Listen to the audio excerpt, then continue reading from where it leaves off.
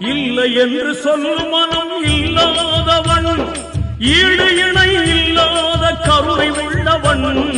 இன்னல் பட்டு எழும் குரலை கேட்கின்றவன்,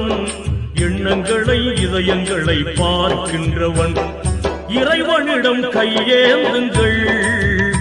அவன் இல்லை என்று சொல்லுவதில்லை.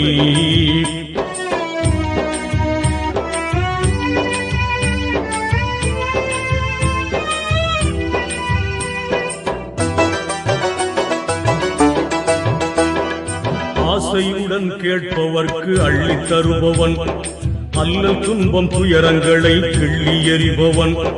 பாசத்துடன் யாவரையும் பார்க்கின்றவன், பாவங்களை பார்வையினால் மாய்க்கின்றவன், அல்லல் பழும் மாந்தர்களே அயராதீர்கள், அல்லா